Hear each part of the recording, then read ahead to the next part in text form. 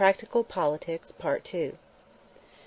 There were other Republicans, like Isaac Hunt and Jonas Van Duzer and Walter Howe and Henry Sprague, who were among my close friends and allies, and a gigantic one-eyed veteran of the Civil War, a gallant general, Curtis from St. Lawrence County, and a capital fellow, whom afterwards, when governor, I put on the bench, Cruz, from Cattaraugus County.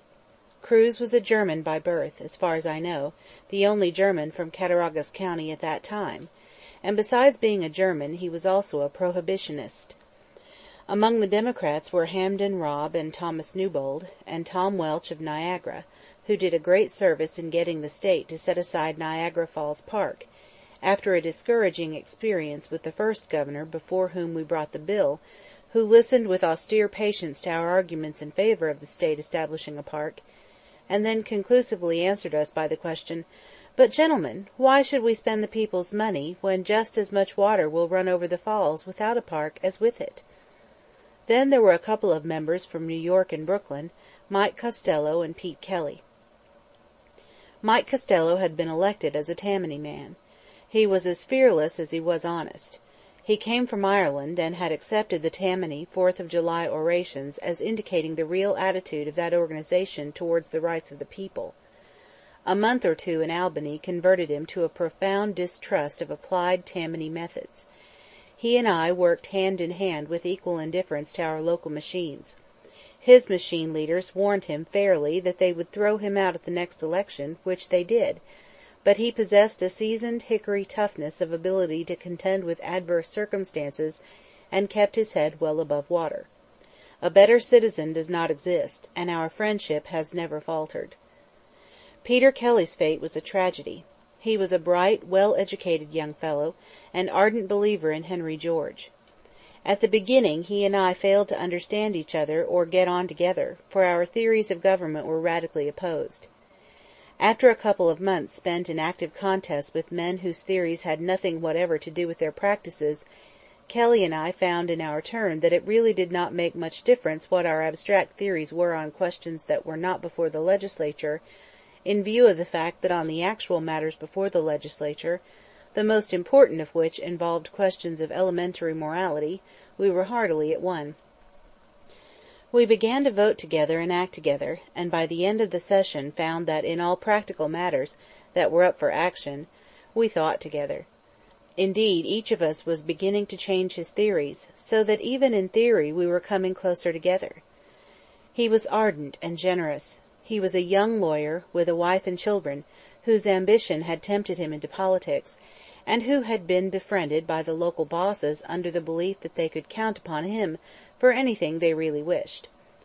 Unfortunately, what they really wished was often corrupt. Kelly defied them, fought the battles of the people with ardor and good faith, and when the bosses refused him a renomination, he appealed from them to the people. When we both came up for re-election, I won easily in my district, where circumstances conspired to favor me, and Kelly, with exactly the same record that I had, except that it was more creditable because he took his stand against greater odds, was beaten in his district. Defeat to me would have meant merely chagrin. To Kelly it meant terrible material disaster. He had no money. Like every rigidly honest man, he had found that going into politics was expensive, and that his salary as assemblyman did not cover the financial outgo. He had lost his practice, and he had incurred the ill will of the powerful, so that it was impossible at the moment to pick up his practice again, and the worry and disappointment affected him so much that shortly after election he was struck down with sickness. Just before Christmas some of us were informed that Kelly was in such financial straits that he and his family would be put out into the street before New Year. This was prevented by the action of some of his friends who had served with him in the legislature, and he recovered, at least to a degree, and took up the practice of his profession. But he was a broken man. In the legislature in which he served, one of his fellow Democrats from Brooklyn was the Speaker, Alfred C. Chapin, the leader and the foremost representative of the reform democracy, whom Kelly zealously supported. A few years later Chapin, a very able man, was elected mayor of Brooklyn on a reform Democratic ticket. Shortly after his election I was asked to speak at a meeting in a Brooklyn club at which various prominent citizens, including the mayor, were present. I spoke on civic decency, and toward the close of my speech I sketched Kelly's career for my audience, told them how he had stood up for the rights of the people of Brooklyn, and how the people had failed to stand up for him, and the way he had been punished, precisely because he had been a good citizen who acted as a good citizen should act. I ended by saying that the reformed democracy had now come into power, that Mr. Chapin was mayor, and that I very earnestly hoped recognition would at last be given to Kelly for the fight he had waged at such bitter cost to himself. My words created some impression, and Mayor Chapin at once said that he would take care of Kelly and see that justice was done him. I went home that evening much pleased. In the morning, at breakfast, I received a brief note from Chapin in these words: "It was at 9 last evening when you finished speaking of what Kelly had done, and when I said that I would take care of him. At 10 last night Kelly died." He had been dying while I was making my speech, and he never knew that at last there was to be a tardy recognition of what he had done, a tardy justification for the sacrifices he had made. The man had fought, at heavy cost to himself and with entire disinterestedness, for popular rights, but no recognition for what he had done had come to him from the people, whose interest he had so manfully upheld. Where there is no chance of statistical or mathematical measurement, it is very hard to tell just the degree to which conditions change from one period to another. This is peculiarly hard to do when we deal with such a matter as corruption. Personally, I am inclined to think that in public life we are on the whole a little better and not a little worse than when we were 30 years ago, when I was serving in the New York legislature. I think the conditions are a little better in national, in state, and in municipal politics. Doubtless there are points in which they are worse, and there is an enormous amount that needs reformation, but it does seem to me as if, on the whole, things had slightly improved. When I went into politics, New York City was under the control of Tammany, which was from time to time opposed by some other, and evanescent, city Democratic organization. The up-country Democrats had not yet fallen under Tammany's sway, and were on the point of developing a big country political boss in the shape of David B. Hill. The Republican party was split into the stalwart and half-breed factions.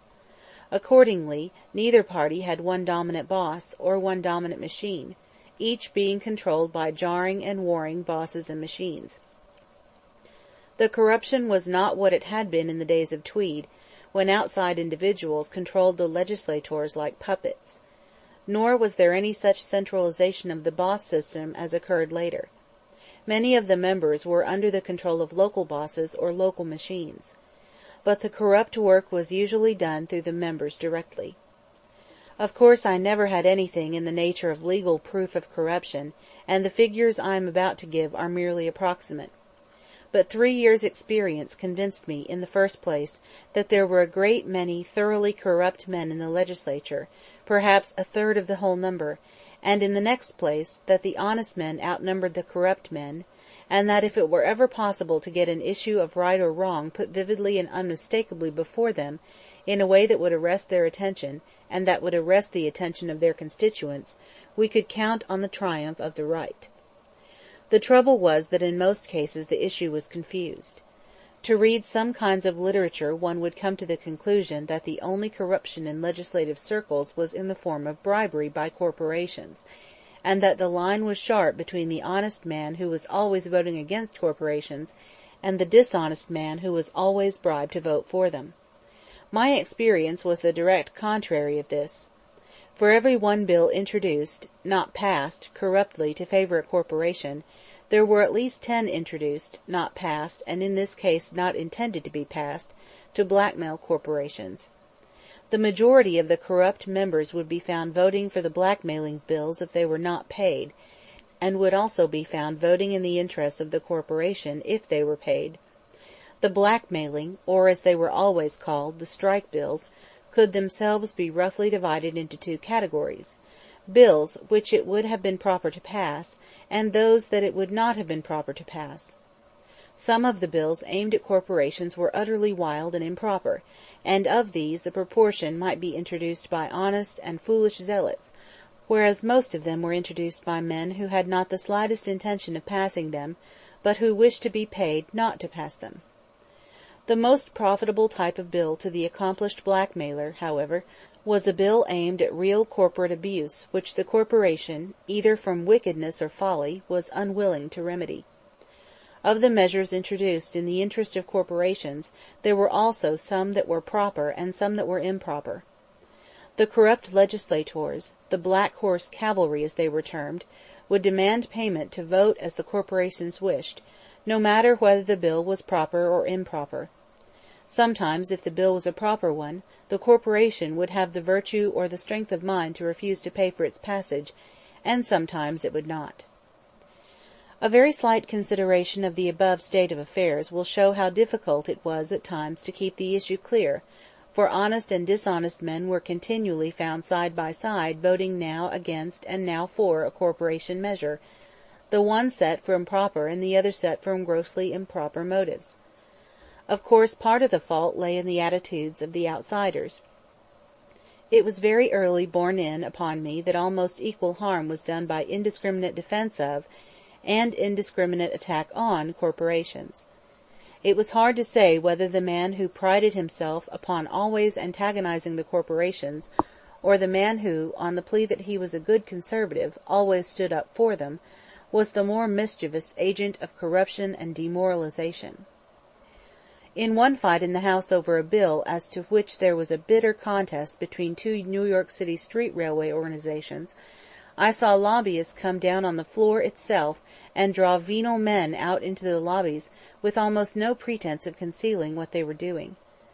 In another case, in which the elevated railway corporations of New York City, against the protest of the mayor and the other local authorities, rushed through a bill remitting over half their taxes, some of the members who voted for the measure probably thought it was right, but every corrupt man in the House voted with them, and the man must indeed have been stupid who thought that these votes were given disinterestedly.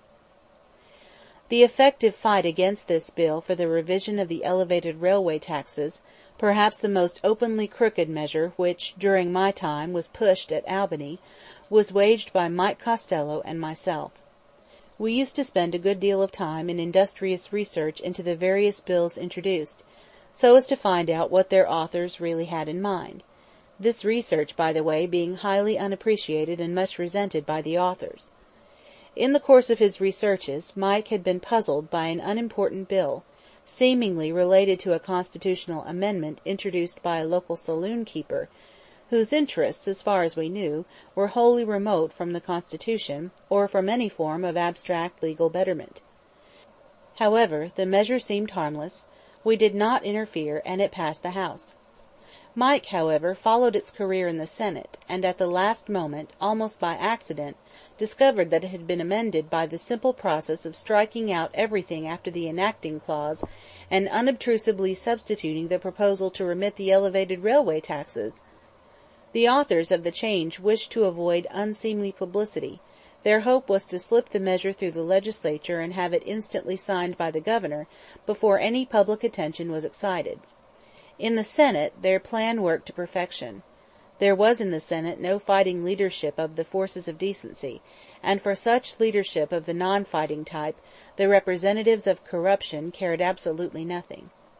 By bold and adroit management the substitution in the Senate was effected without opposition or comment. The bill, in reality of course an absolutely new and undebated bill, then came back to the House nominally as a merely amended measure, which, under the rules, was not open to debate unless the amendment was first by vote rejected. This was the great bill of the session for the lobby, and the lobby was keenly alive to the need of quick, wise action. No public attention whatever had so far been excited. Every measure was taken to secure immediate and silent action. A powerful leader, whom the beneficiaries of the bill trusted, a fearless and unscrupulous man, of much force and great knowledge of parliamentary law, was put in the chair. Costello and I were watched, and when for a moment we were out of the House, the bill was brought over from the Senate, and the clerk began to read it, all the Black Horse Cavalry, in expectant mood, being in their seats. But Mike Costello, who was in the clerk's room, happened to catch a few words of what was being read. In he rushed, dispatched a messenger for me, and began a single-handed filibuster. The Speaker pro tem called him to order. Mike continued to speak and protest. The Speaker hammered him down. Mike continued his protest. The sergeant-at-arms was sent to arrest and remove him, and then I bounced in, and continued the protest, and refused to sit down or be silent. Amid wild confusion the amendment was declared adopted, and the bill was ordered engrossed and sent out to the Governor. But we had carried our point. The next morning the whole press rang with what had happened. Every detail of the bill, and every detail of the way it had been slipped through the legislature, were made public. All the slow and cautious men in the House, who had been afraid of taking sides, now came forward in support of us. Another debate was held on the proposal to rescind the vote. The city authorities waked up to protest. The Governor refused to sign the bill. 2 or 3 years later, after much litigation, the taxes were paid. In the newspapers it was stated that the amount was over $1,500,000. It was Mike Costello to whom primarily was due the fact that this sum was saved the public, and that the forces of corruption received a stinging rebuff. He did not expect recognition or reward for his services, and he got none. The public, if it knew of what he had done, promptly forgot it. The machine did not forget it, and turned him down at the next election. One of the stand-by strikes was a bill for reducing the elevated railway fare, which at that time was 10 cents, to 5 cents. In one legislature the men responsible for the introduction of the bill suffered such an extraordinary change of heart that when the bill came up, being pushed by zealous radicals who really were honest, the introducers actually voted against it. A number of us who had been very doubtful about the principle of the bill voted for it simply because we were convinced that money was being used to stop it, and we hated to seem to side with the corruptionists. Then there came a wave of popular feeling in its favour. The bill was reintroduced at the next session. The railways very wisely decided that they would simply fight it on its merits, and the entire Black Horse Cavalry contingent, together with all the former friends of the measure, voted against it. Some of us, who in our anger at their methods formerly resorted to for killing the bill, had voted for it the previous year, with much heart-searching again voted for it, as I now think unwisely, and the bill was vetoed by the then Governor, Grover Cleveland. I believe the veto was proper, and those who felt as I did supported the veto, for although it was entirely right that the fare should be reduced to 5 cents, which was soon afterwards done, the method was unwise, and would have set a mischievous precedent. An instance of an opposite kind occurred in connection with a great railway corporation which wished to increase its terminal facilities in one of our great cities. The representatives of the railway brought the bill to me and asked me to look into it, saying that they were well aware that it was the kind of bill that lent itself to blackmail, and that they wished to get it through on its merits, and invited the most careful examination. I looked carefully into it, found that the municipal authorities and the property owners whose property was to be taken favoured it, and also found that it was an absolute necessity from the standpoint of the city no less than from the standpoint of the railway. So I said I would take charge of it if I had guarantees that no money should be used and nothing improper done in order to push it. This was agreed to. I was then acting as chairman of the committee before which the bill went. A very brief experience proved what I had already been practically sure of, that there was a secret combination of the majority of the committee on a crooked basis. On one pretext or another the crooked members of the committee held the bill up, refusing to report it either favourably or unfavourably. There were 1 or 2 members of the committee who were pretty rough characters, and when I decided to force matters I was not sure that we would not have trouble. There was a broken chair in the room, and I got a leg of it loose and put it down beside me where it was not visible, but where I might get at it in a hurry if necessary. I moved that the bill be reported favourably. This was voted down without debate by the Combine, some of whom kept a wooden stolidity of look, while others leered at me with sneering insolence. I then moved that it be reported unfavourably, and again the motion was voted down by the same majority and in the same fashion. I then put the bill in my pocket and announced that I would report it anyhow. This almost precipitated a riot, especially when I explained, in answer to some statements that my conduct would be exposed on the floor of the legislature, that in that case I should give the legislature the reasons why I suspected that the men holding up all report of the bill were holding it up for purposes of blackmail. The riot did not come off, partly, I think, because the opportune production of the chair leg had a sedative effect, and partly owing to wise counsels from one or two of my opponents. Accordingly I got the bill reported to the legislature and put on the calendar. But here it came to a dead halt. I think this was chiefly because most of the newspapers which noticed the matter at all treated it in such a cynical spirit as to encourage the men who wished to blackmail. These papers reported the introduction of the bill, and said that all the hungry legislators were clamouring for their share of the pie, and they accepted as certain the fact that there was going to be a division of pie. This succeeded in frightening honest men, and also in relieving the rogues. The former were afraid they would be suspected of receiving money if they voted for the bill, and the latter were given a shield behind which to stand until they were paid.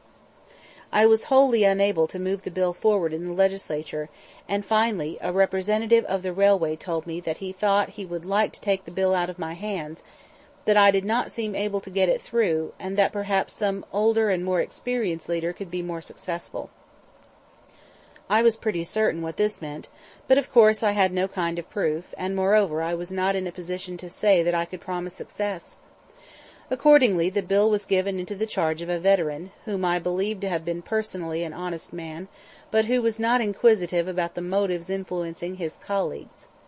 This gentleman, who went by a nickname which I shall incorrectly call the Bald Eagle of Weehawken, was efficient and knew his job. After a couple of weeks a motion to put the bill through was made by the Bald Eagle. The Black Horse Cavalry, whose feeling had undergone a complete change in the intervening time, voted unanimously for it, in company with all the decent members, and that was the end. Now here was a bit of work in the interest of a corporation and in the interest of a community, which the corporation at first tried honestly to have put through on its merits. The blame for the failure lay primarily in the supine indifference of the community to legislative wrongdoing, so long as only the corporations were blackmailed. Except as above mentioned, I was not brought in contact with big business, save in the effort to impeach a certain judge. This judge had been used as an instrument in their business by certain of the men connected with the elevated railways and other great corporations at that time. We got hold of his correspondence with one of these men, and it showed a shocking willingness to use the judicial office in any way that one of the kings of finance of that day desired it. He had actually held court in one of the financier's rooms. One expression in one of the judge's letters to this financier I shall always remember: "I am willing to go to the very verge of judicial discretion to serve your vast interests." The curious thing was that I was by no means certain that the judge himself was corrupt. He may have been, but I am inclined to think that, aside from his being a man of coarse moral fibre, the trouble lay chiefly in the fact that he had a genuine, if I had not so often seen it, I would say a wholly inexplicable, reverence for the possessor of a great fortune as such. He sincerely believed that business was the end of existence, and that judge and legislator alike should do whatever was necessary to favour it, and the bigger the business the more he desired to favour it. Big business of the kind that is allied with politics thoroughly appreciated the usefulness of such a judge, and every effort was strained to protect him.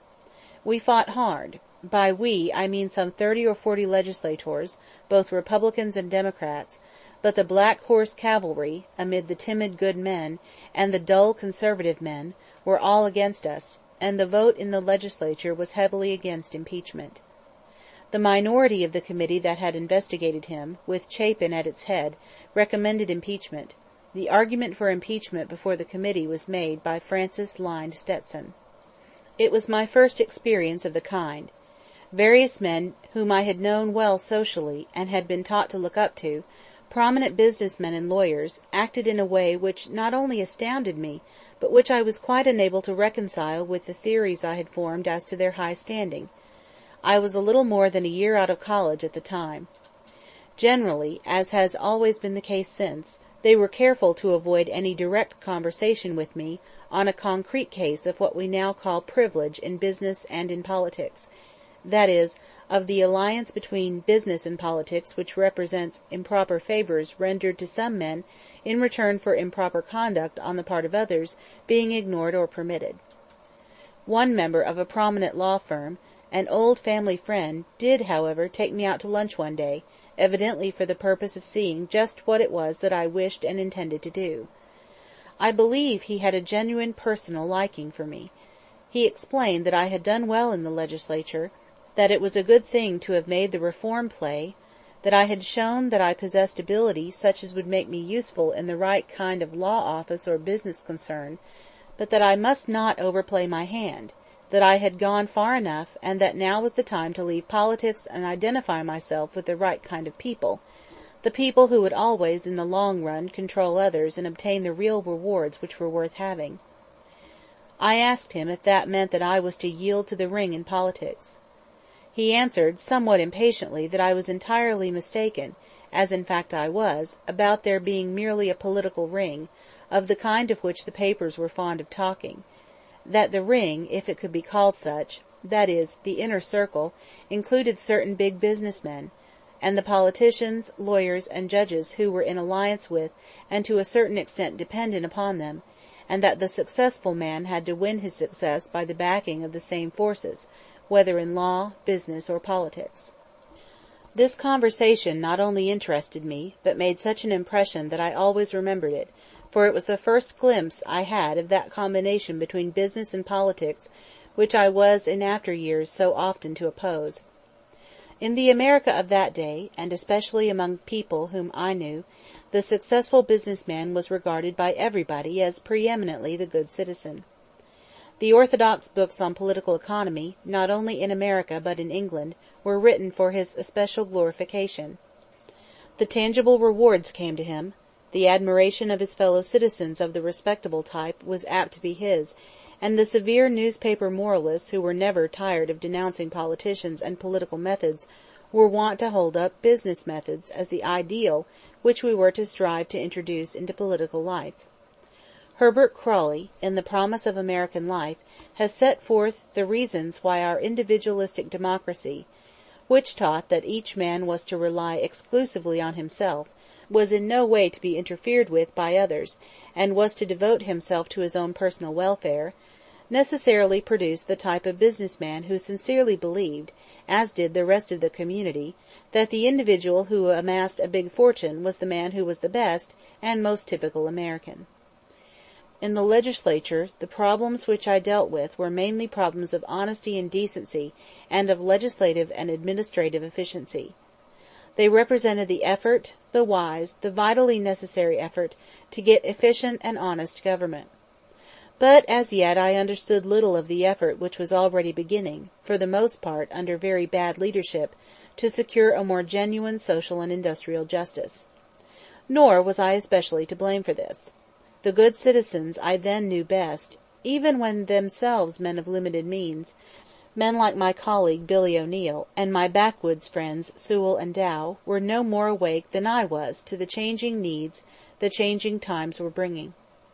Their outlook was as narrow as my own, and within its limits as fundamentally sound. End of Chapter 3, Part 2.